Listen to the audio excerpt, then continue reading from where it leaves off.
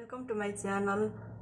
आज म आलु र काँक्राको एकदमै स्वादिलो अचार बनाउन लागिरहेको छु।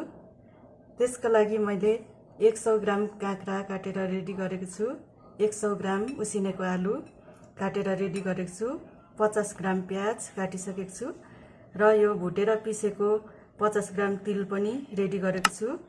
अनि यो 2 ग्राम टिम्बुरको धुलो राखेको छु। अनि यो 25 ग्राम जति चाहिँ धनिया पत्ता काटेर राखेको छु, एउटा निम्बु, एउटा रातो डल्ले खोर्सानी, स्वाद अनुसार नुन। त्यसपछि चाहिँ मैले यो प्लेटमा चाहिँ झान्नुको लागि चाहिने सामान तयार गरेको छु। 10 ml जति तोरीको तेल, 2 ग्राम मेथी दाना, 1 ग्राम जति यो रातो पिरो खोर्सानीको धुलो, 2 ग्राम जिरा धनियाको पाउडर, 1 ग्राम हर्दी पाउडर। म यो एउटा खाली भाँडा लिएको छु मैले। यसमा चाहिँ सबै चिजहरू हाल्दैछु। यो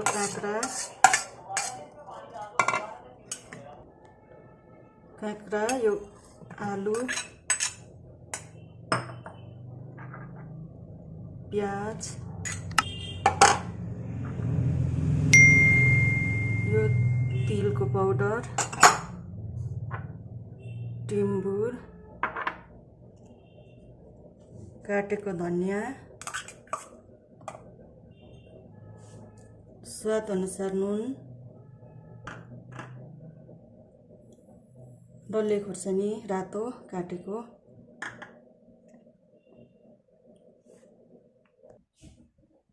अब म यो एउटा भाँडालाई यो अचार झान्नुको लागि रेडी गर्दैछु।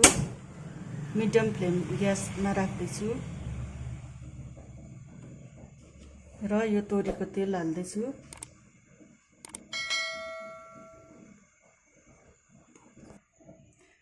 अब म यो मेथी दानालाई तेलमा खराउँदैछु।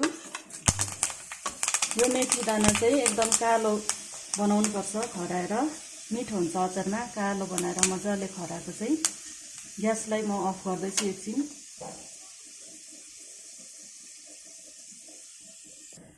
यो मेथी खरिएर एकदमै कालो भइसकेको छ। यसलाई सेलाउनुको लागि एकछिन राख्नुपर्छ। र यो खरिएको मेथी चाहिँ एकछिन सेलाइसकेको छ।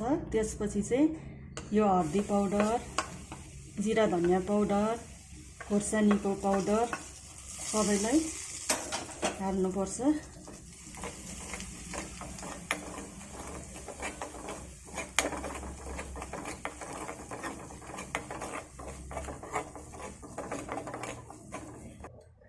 र यो सबै सामान रेडी गरेकोमा चाहिँ यो झान्नुपर्छ, खोर्सानीमा पर्ने गरी झान्नुपर्छ, यसलाई हाल्नुपर्छ।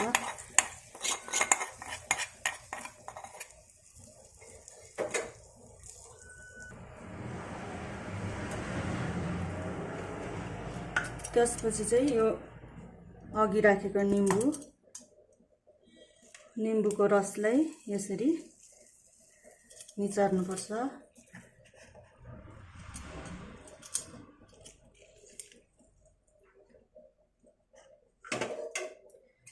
अनि मजाले एकदम राम्रोसँगले सबैलाई फिट्नुपर्छ।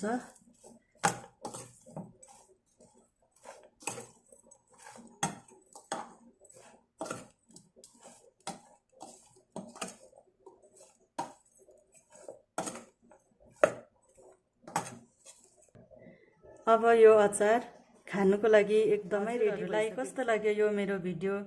यदि मन पर्यो भने कमेन्ट, लाइक, शेयर, सब्सक्राइब अवश्य गरिदिनुहोस् होला।